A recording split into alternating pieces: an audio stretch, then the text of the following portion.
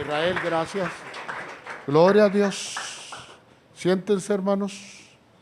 ¿Hay alguien que nos visita por primera vez? Levante la mano. Gloria al Señor. Bueno, pues sean todos bienvenidos a la casa del Señor. Amén. Amén. Gloria al Señor. Nos dicen que vengamos a ofrendar con gozo, con felicidad, y estamos bien serios. Tenemos que llenarnos de gozo, ¿no? De felicidad. Amén. ¿Por qué? Porque dice la palabra que de lo recibido de su mano, dice la Biblia que poco le damos. Y estaba pensando ahorita, hermanos, que Dios es tan hermoso que, hermanos, Él hace llover para buenos y malos. Amén. O sea, no escatima el alimento para nadie. Él le da, hermanos, a toda su creación, a los pajaritos, a todos, les da. ¿Cómo es la gracia de nuestro Señor Jesucristo? La bondad del Padre, amén. Que Él, hermanos, aún tiene cuidado de las aves. ¿Cierto o no? Tenemos un Padre amoroso y lindo. Bueno, vamos, hermanos, hoy a ver algo muy importante. Quiero que me pongan mucha atención. Vamos a entrar, hermanos, fíjense bien, al capítulo 11 de Apocalipsis. Ya vamos en el capítulo 11. Es increíble, ¿eh? Y cómo hemos avanzado, hermanos. Pueden salir los niños. Cómo hemos avanzado, hermanos, en el libro de Génesis, Apocalipsis, en los 16 puntos doctrinales, en el Evangelio de Mateo. Hermano, Hechos lo terminamos, Daniel lo terminamos todo ya, hermano. Todo eso hemos visto, hermanos, últimamente, hermanos, en estos últimos años. Hoy comenzamos Apocalipsis capítulo 11. Hermanos, es bien importante que nosotros los creyentes entendamos cuál es, fíjense bien, cuál es la medida que Dios exige en los cultos, tanto en los judíos como en los creyentes. Esto levanta una interrogación. O sea, entonces, ¿hay una medida de exigencia, de adoración delante de Dios cuando venimos aquí? Sí. Sí. Y nunca, hermano, a veces nunca nos la han enseñado. Quiero exhortarlos sobre el asunto que hablaremos, hermanos, de cuál es la postura de adoración en este lugar. Vamos a Apocalipsis capítulo 11, verso 1 y 2. Dice así la palabra. Entonces, todos, me fue dada una caña semejante a una vara de medir, y se me dijo, levántate y mide el templo de Dios y el altar y a los que adoran. ¿A quién? A los que adoran en él. Pero el patio que está fuera del templo, déjalo aparte y no lo midas, porque ha sido entregado ¿a quién? A los gentiles. Y ellos hollarán la ciudad santa 42 meses.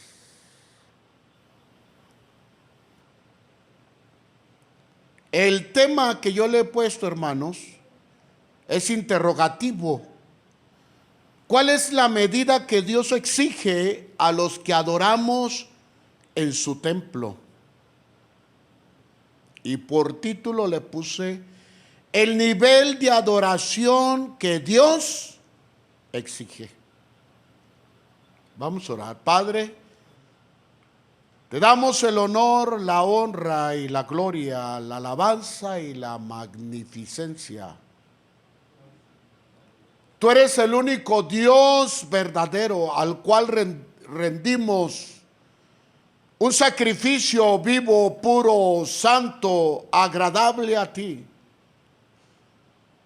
que es vuestro culto racional.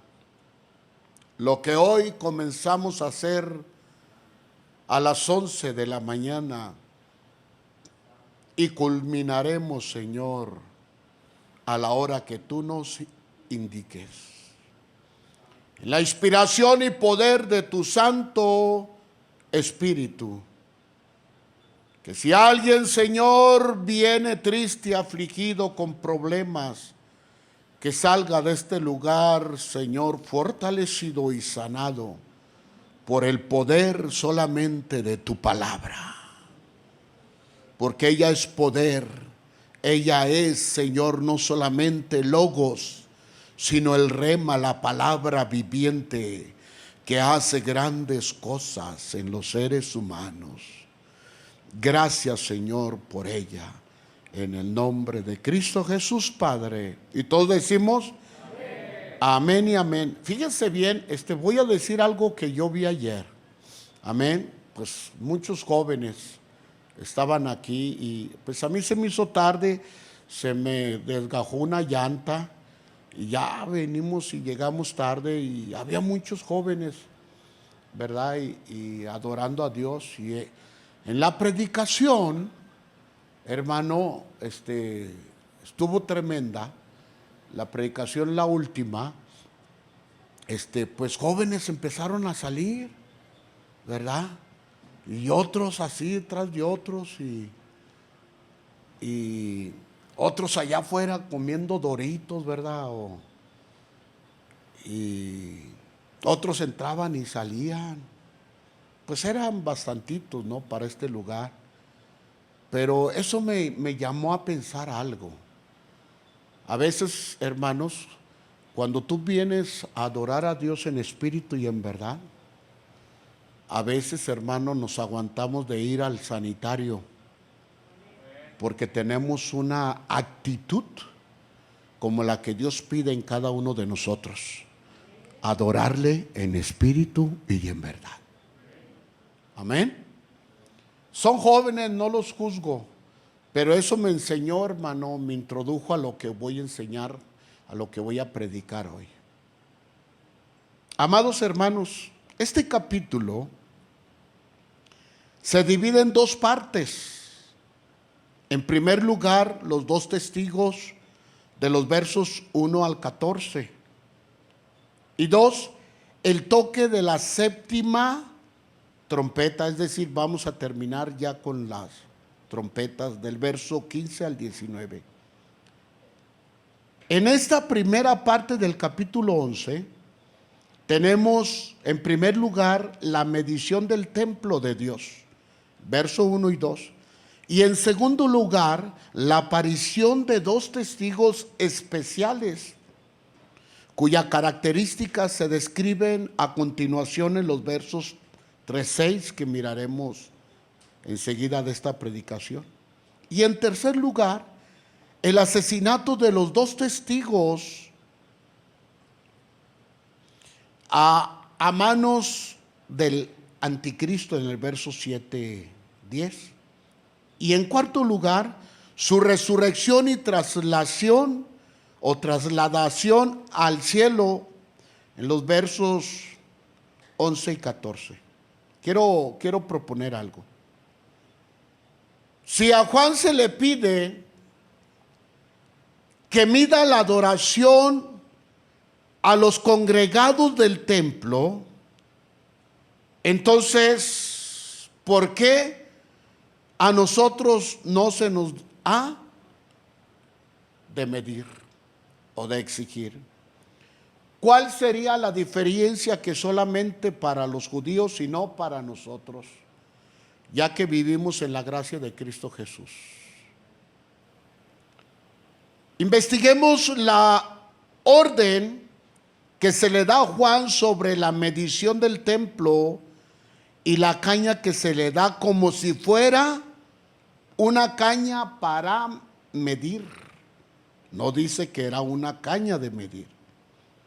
Este capítulo 11 comienza con la orden que se le da a Juan de medir el santuario, escuchen, el altar y los que adoran en él. Entonces, les voy a leer la versión nueva, versión internacional. Entonces me fue dada una caña semejante a una vara de medir, y se me dijo: anda, mide el templo de Dios y el altar, y cuenta los que adoran en él. ¿Cómo dice? Y cuenta los que adoran en él. Pero no incluyas el atrio exterior, no lo midas, porque ha sido dado a los paganos. Ellos hollarán la ciudad santa durante 42 meses. Nueva versión internacional. Bien, el interludio que comenzó en el capítulo 10, como ya se los he hecho saber, el cual trata sobre Israel y el templo y da una apreciación de la vida espiritual de los habitantes de Israel, es decir, los judíos, donde nuestro Señor Jesús fue crucificado, es decir, en Jerusalén. En la mañana estaba viendo, hermanos, el pastor Hugo Candia. ¿Quién lo conoce? Bueno, él se fue hace mucho tiempo a Estados Unidos y anda en Nueva York, ¿verdad? Está en Nueva York. Y ahí están los judíos, hermanos, los judíos, y traen una foto de un judío ya grande de edad, un rabino con la barbota, y traen la foto pegada aquí y andan en Nueva York, hermanos, en el centro, y están diciendo en inglés: este es el Mesías, queremos al Mesías, es el que queremos, este es el Mesías. Y el pastor Hugo Candia los está filmando junto con él ahí, ¿verdad? Y ahí están declarando a su Mesías estos rabinos. ¿Se acuerdan que la escritura dice que vendrán qué? Muchos en mi nombre diciendo: yo soy el Mesías o el Cristo, ¿verdad? A lo que voy, ahorita lo van a entender. Hoy en día muchos creyentes están dejando, hermano, el tiempo de la gracia para volverse a la ley. Es decir, hay creyentes que tuvieron un encuentro con Cristo y ahora se están haciendo judíos mesiánicos. Perdón, judíos, ¿cómo se dice? De la ley. Hay otro nombre, no lo recuerdo.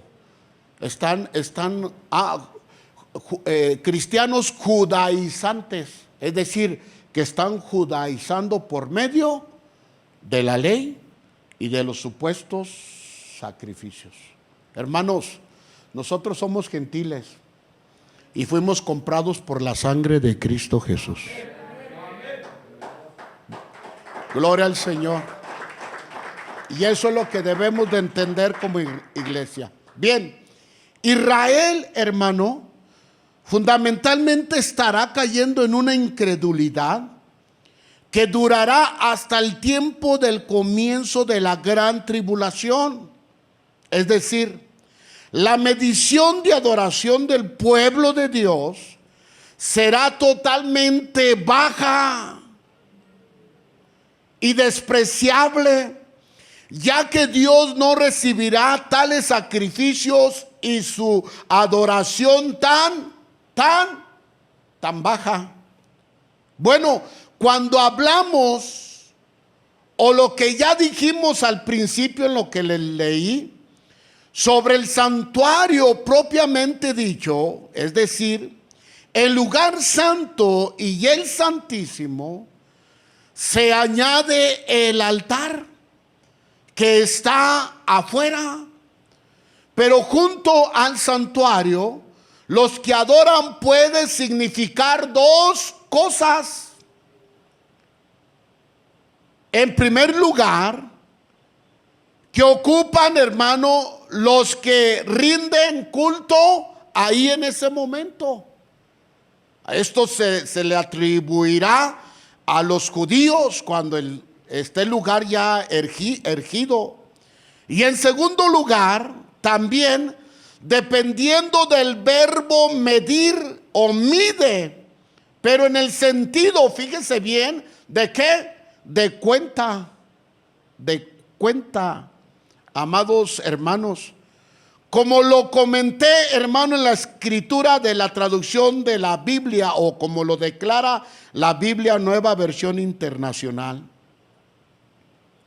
la medida del templo significa la medida de Dios de la condición espiritual del pueblo judío.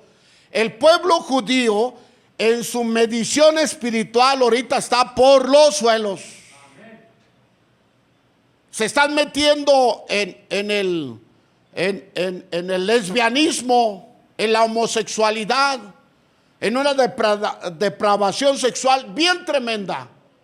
Pero sí se sienten, hermanos, dignos de que su Mesías venga. Por eso, hermanos, Dios no va a aceptar tal adoración. Tremendo, ¿eh? El templo de Dios pudiera indicar la existencia de un nuevo templo junto con sus medidas exactas, que será edificado en Jerusalén en ese tiempo, el cual profanará el anticristo. Es por eso que nuestro Dios exige santidad en nuestras vidas para poder adorar en espíritu y en verdad en en sus cultos, ya que son sumamente, hermano, estos cultos son sumamente santos, sus servicios, el entrar a este lugar es sumamente santo. Por eso nosotros, hermanos, no permitimos que tomes coca, que tomes café como asambleístas. Al menos se nos permite tomar agua, porque lo que hacemos aquí no queremos que afecte la santidad de la presencia del Espíritu Santo en este lugar. ¿Cuántos dicen amén? Es algo importante. ¿Por qué digo esto? Porque en la antigüedad, miren, hermanos, el tabernáculo tenía 3 lugares. El lugar santísimo, donde podía entrar solamente Moisés, hermanos, como sacerdote. El lugar santo, donde están ustedes, donde entraban solamente los levitas. Y esto mismo pasó en el Antiguo Testamento y en el tiempo del Señor Jesús. Pero el atrio era para los oyentes judíos. Desde el atrio ellos escuchaban los sacrificios y lo que estaba haciendo los sacerdotes. Hermanos, los oyentes judíos desde afuera del atrio, hermano, escuchaban, hermano, y miraban los ritos. Pero, hermano, solamente era para los judíos. Cuando el apóstol Juan se le prohíbe medir el atrio exterior y la ciudad, es porque el nuevo, hermano, templo al principio será respetado, al principio. Y después no se respetará, ya que será, hermanos, profanado por el anticristo. O sea, tendrá solamente un tiempo ¿de qué? De respeto por la gente. Pero eso no quiere decir que Dios vaya a aceptar nuevamente sus ¿qué? Sus sacrificios. El último sacrificio perfecto, puro y santo fue Cristo en la cruz del Calvario. Y la sangre se derramó, fue la última sangre derramada. Entonces estos sacrificios no van a ser aceptados por Dios, porque Él dio a su Hijo en propiciación por los pecados de la humanidad. ¿Y volver a sacrificar? No, Señor. Solamente tendrá respeto el lugar, el templo. Es por eso que nosotros los creyentes, cuando venimos al culto, debemos adorar a nuestro Dios en espíritu y en verdad, ya que para nosotros los creyentes podemos pisar y adorar en este templo, tanto en el lugar santo, en el lugar santísimo y en el altar de los sacrificios o en el atrio. Para nosotros no hay límites. Podemos adorar en cualquier momento, en cualquier espacio de este templo o en cualquier lugar, y Dios se hace presente. ¿Cómo ve? La gracia de nuestro Señor Jesucristo. Si tú oras allá en la azotea, ahí se va a manifestar la presencia de Dios. ¿Cierto o no? Si adoramos en el campo, ahí se va a manifestar la presencia de Dios. ¿O no la siente usted cuando está vendiendo elotitos o tamalitos? O hasta ahí sentimos la presencia de Dios trabajando. Bendito sea, hermano, la gracia de nuestro Señor Jesús. Se le prohíbe a Juan medir el atrio exterior y la ciudad, porque todo eso ha sido entregado a los gentiles. ¿A quién? A nosotros los gentiles. Tú eres gentil. Tú no puedes entrar a una sinagoga judía, mucho menos tocar a un rabino, mucho menos la mujer, según sus leyes. Pero hermano, ¿qué andamos haciendo nosotros ahí? Si nosotros no somos el pueblo de Dios, somos la iglesia de Cristo Jesús. Israel es el pueblo de Dios.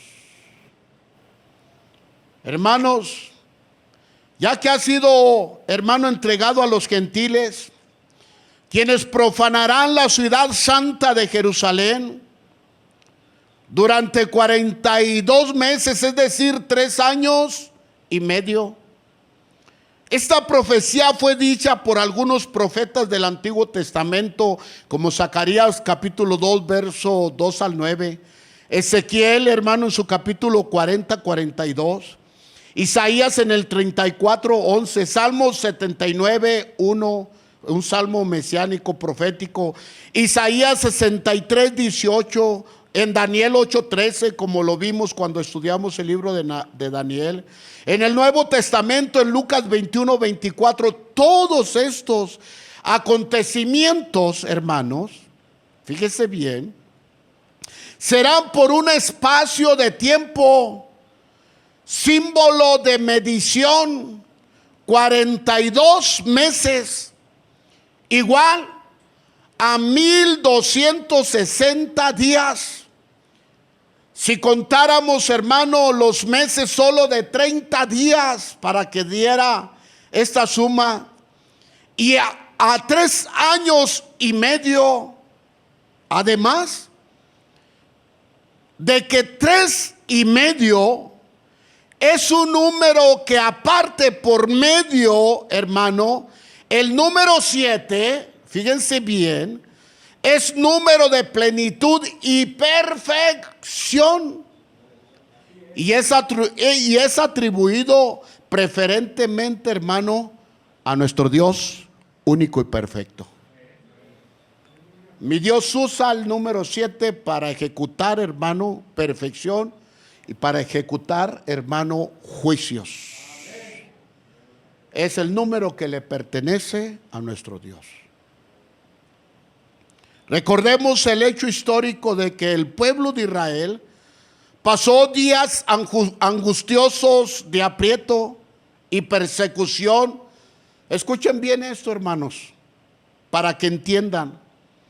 Bajo Antíoco IV Epifanes, todos conocemos la historia. Y eso precisamente desde junio del año 168 hasta diciembre del 165 antes de Cristo. Esto es durante 3 años y medio, dando confirmación estos hechos a lo que Juan recibió en la visión sobre esta profecía de Apocalipsis. Debemos de entender algo sobre esto y acerca de los 3 años y medio. Miren, en el libro de Apocalipsis, en la Biblia, hermanos, para que no se me confunda, hermanos, profecías quedaron inconclusas. Por eso se habla de interludios. No se cumplieron. Dios hizo ahí un tiempo, paró ahí para que estas profecías se cumplan, hermanos, en la gran tribulación. Y este pasaje que le estoy diciendo, hermanos, aquí, hermanos, debemos de entender algo sobre de esto y acerca de los 3 años y medio de cuando Antíoco Epifanes, si se acuerdan quién fue, ¿verdad? El que entró a Jerusalén al templo, hermano, sacrificó un cerdo, sacó sus vísceras y regó la sangre por todos los utensilios y por todo el templo de Dios. Eso fue lo que hizo este romano, este general.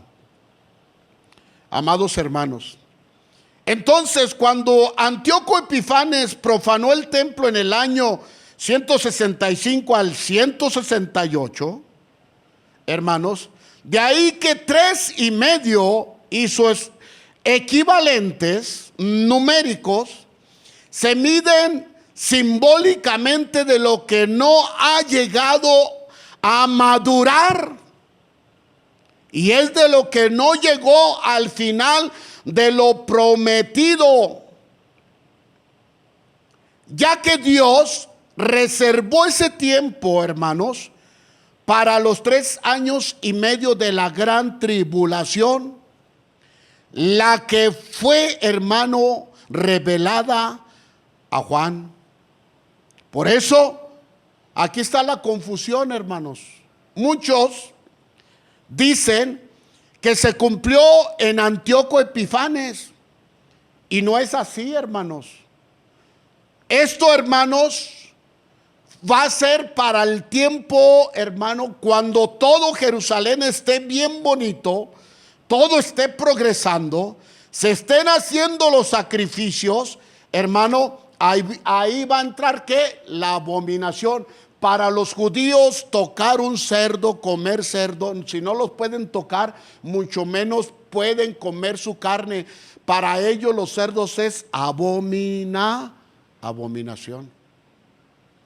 Por eso al anticristo, cuando llegue y se siente en el lugar santísimo y diga: yo soy el Mesías, el que esperaban, y aquí estoy, y desde el trono del lugar santísimo del templo voy a dar ¿qué? Órdenes. Y la primera orden va a ser que paran sus sacrificios. Ahora ya no adoran al Dios de arriba, ahora me van a adorar. Y ahí, hermano, va a empezar todo el caos, hermano, de la gran tribulación. Usted se quiere quedar, usted sabe, pero mi Cristo murió por mí y me compró con su sangre, y yo me voy al cielo. Esa es la postura de cada creyente. Por eso, hermanos, aquí es donde encontramos el interludio del capítulo 10, que se cumplirá, hermanos, cuando el anticristo se proclame, amados hermanos, el rey de todo el mundo.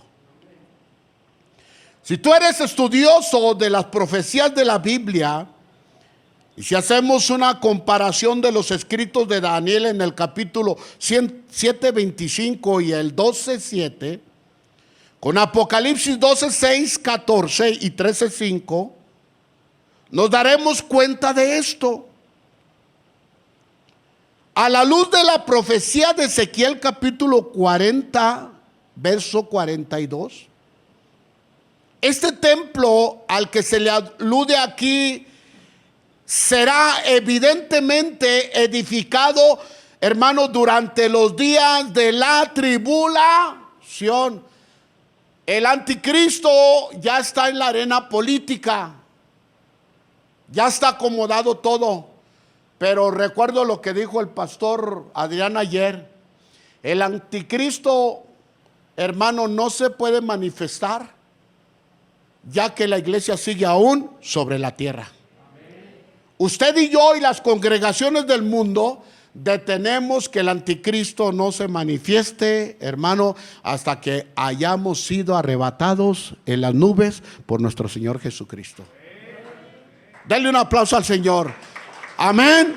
Entonces no se preocupen, ay, es que el templo, no.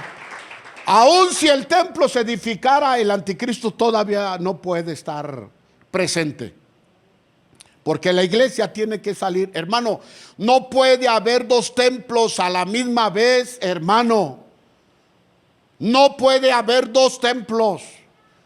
Y hoy en día el templo de Dios es usted y yo. Entonces el templo, hermano, tiene que irse para que se edifique otro templo. Pero en la historia bíblica no ha habido dos templos al mismo tiempo. Y el templo de hoy es la iglesia de Cristo. Tremendo, ¿eh? Hermanos, tenemos que entender bien que estas profecías, hermanos, de Ezequiel, y que este templo alude, hermano, evidentemente que será edificado en los días de la tribulación, donde el culto judío de adoración se llevará a cabo durante la primera parte de ese periodo, y en el cual a la mitad del periodo de 7 años el hombre de pecado se exaltará, y asimismo para ser adorado, según segunda de Tesalonicenses 2:4. Para que no haya confusión en cuanto al designio de este templo no edificado para cristianos, sino para judíos que desean renovar sus antiguos sacrificios.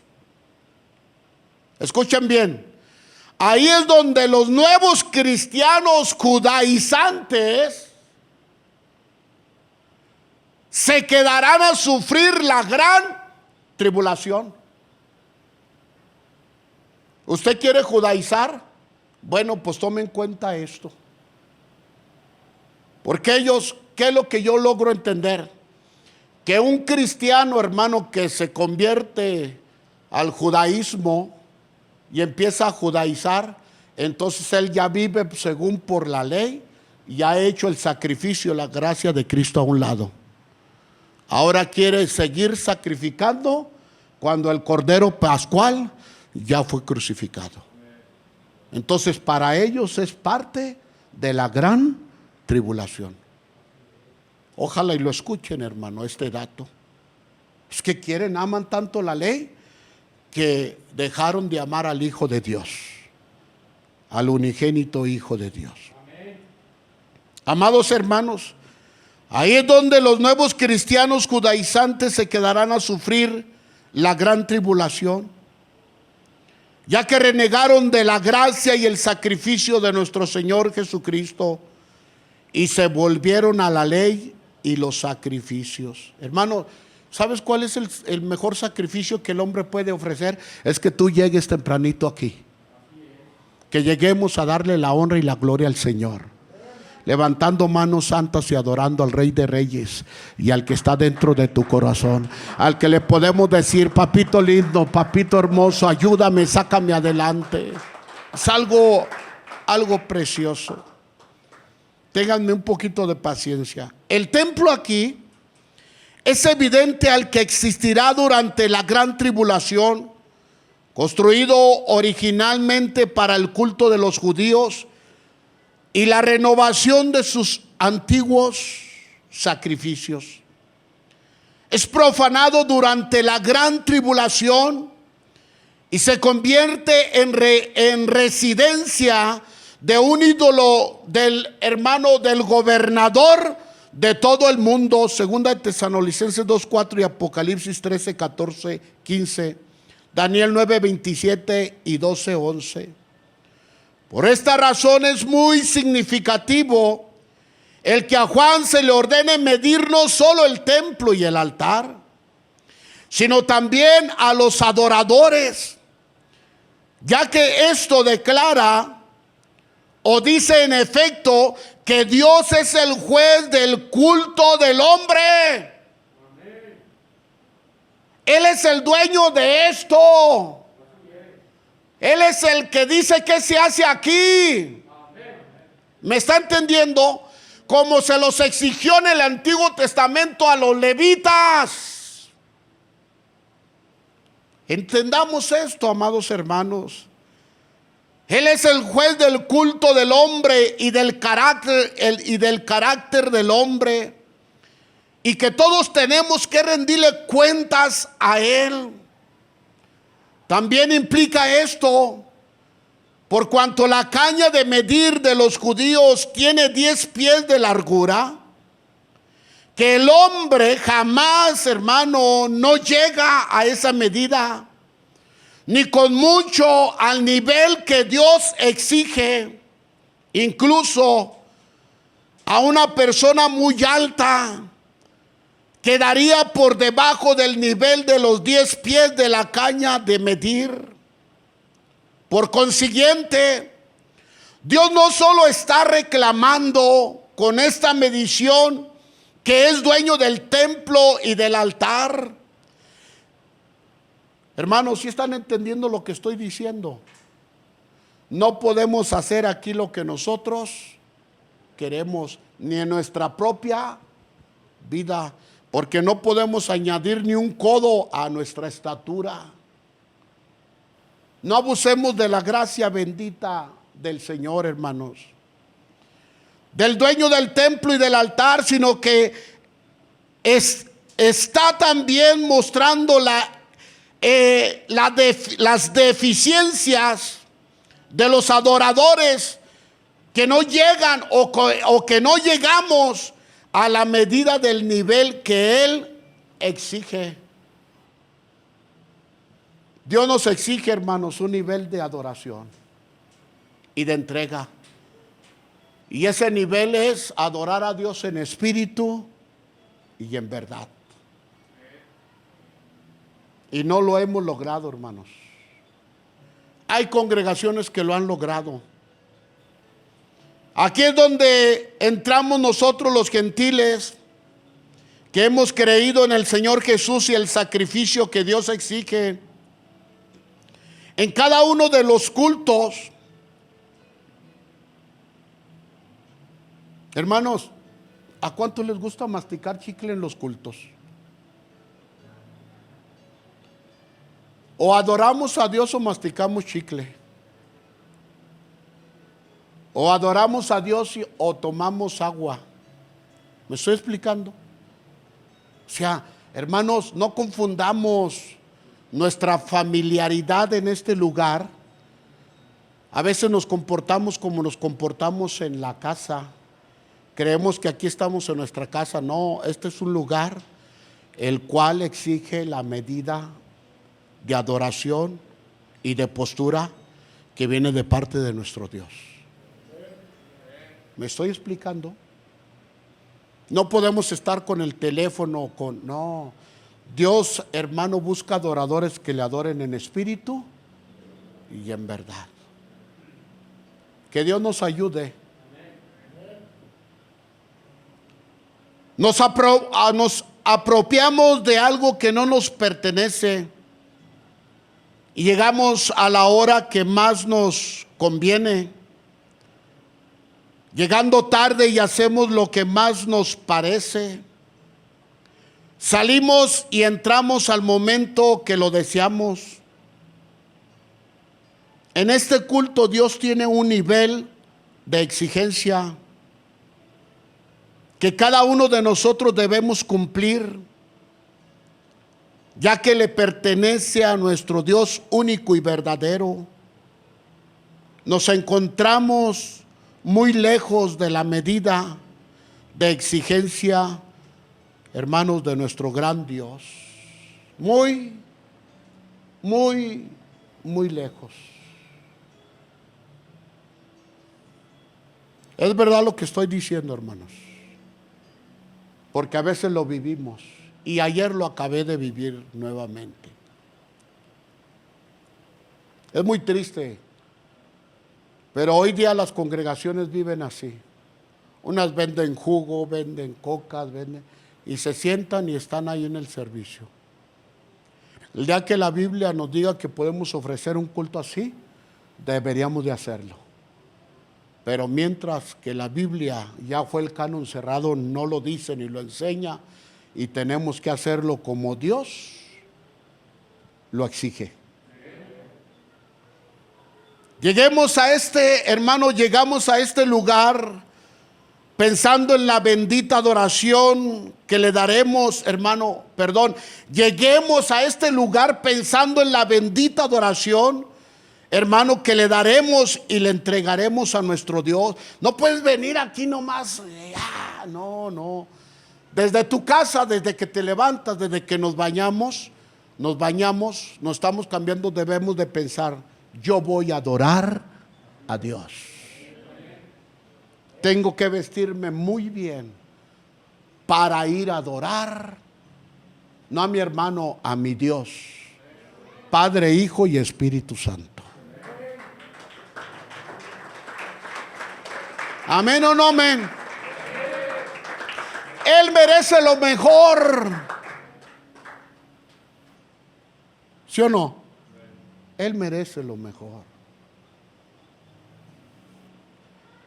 Hermanos,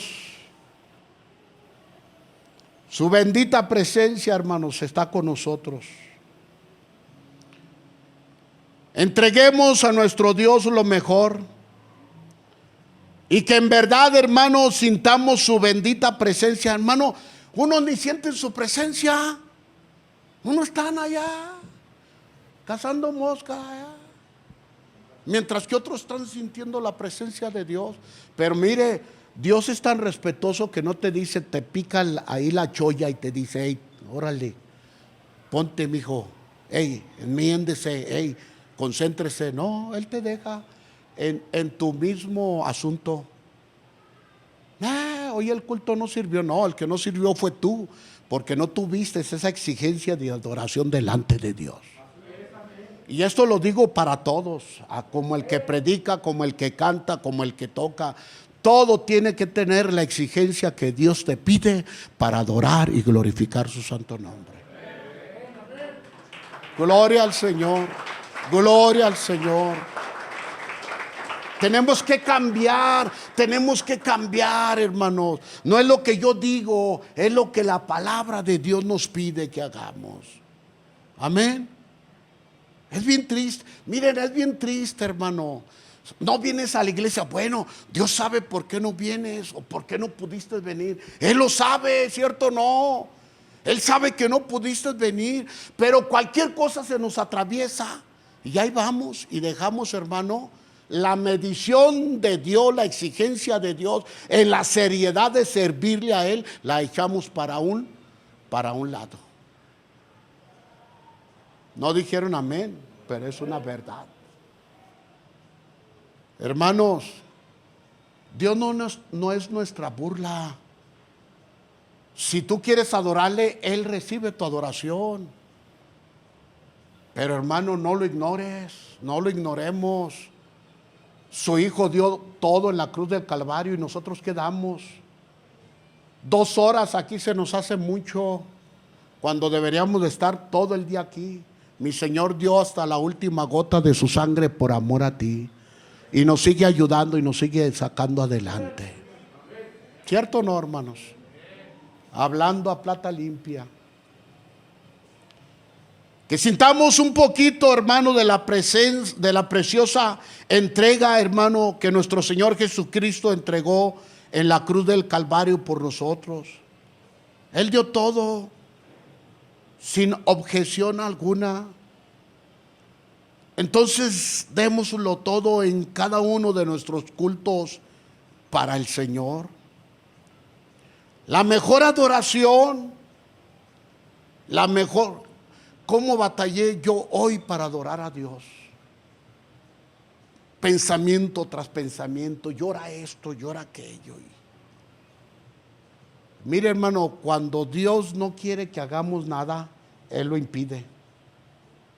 Yo ayer me vine a pintar la estructura ya para poner las láminas y todo. Y preparé la pintura, lijé y limpié, hermanos. Y luego me llegó una persona ya con la pistola llena de pintura. Y luego me fui, luego ya llegó mi hermano Arnulfo. Y ya nos estuvimos ahí, se me hizo tardísimo. Me prendo la compresora y se llena y me pongo a pintar y ya no jaló. Saco la del hermano Casimiro también y la conecto y no jaló. No hice nada. ¿Sabes por qué?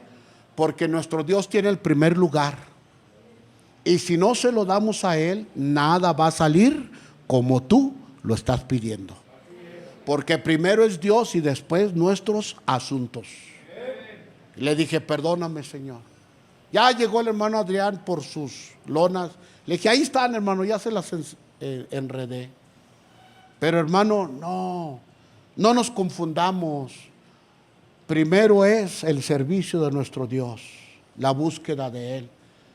Y Dios nos dará tiempo, como dice Eclesiastés 3, todo tiene su tiempo debajo del sol. Porque Dios, hermano, nos da ese bendito tiempo.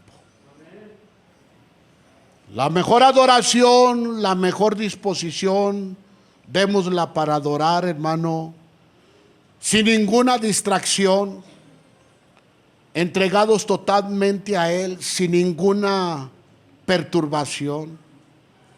Que el Señor reciba toda honra, alabanza y adoración de cada uno de los que nos reunimos aquí en este lugar. Concluyamos con este tema. Si Dios rechaza los sacrificios y la adoración de los judíos en el tiempo de los nuevos sacrificios, hoy día el Señor estará contento con nosotros con cada sacrificio devocional que le entregamos a Él en este lugar. En verdad, Él está satisfecho de cómo estamos adorando en este lugar. Él está recibiendo nuestras palabras, nuestras oraciones. Hermanos, creo que esa es una buena pregunta. Pregúntese usted y yo, ¿estamos a la medida de la exigencia de Dios en adorarle? Usted contéstese, cada uno de ustedes. Les invito a tomar la postura de adoración que Él nos pide en su santo templo. Y que pensemos que estos tiempos debemos de aprovecharlos ya que el día se acerca. Si logramos captar espiritualmente el nivel de adoración que Dios nos exige, miraremos grandes y poderosos milagros en este lugar. No vamos, hermanos, a caber. Ya casi no cabemos. No vamos a caber. Hermano, por tanta gente que está llegando y que va a llegar. Pero, hermanos, nosotros tenemos que estar en la presencia del Espíritu Santo, hermanos, en esa medida que la iglesia primitiva tenía. Cuando acontecían, hermano, adoraban en espíritu y en verdad, y los milagros acontecían. Las liberaciones eran producidas. Dios contestaba, hermano, la oración.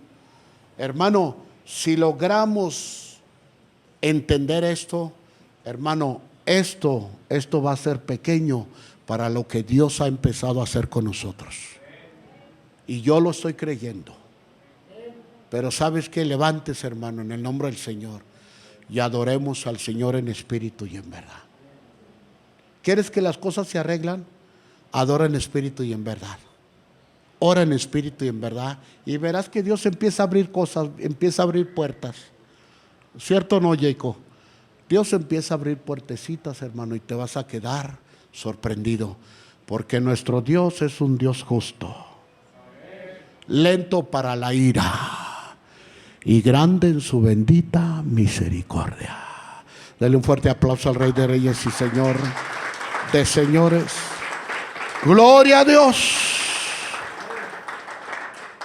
Para la siguiente predicación de Apocalipsis vienen los dos testigos. Póngase de pie.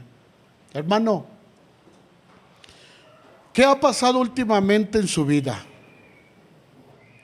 ¿Cómo está su vida? Anda, ¿cómo se dice? Afanado en tantas cosas. ¿Sabe qué? Usted lo sabe. Cierre sus ojos, vamos a orar.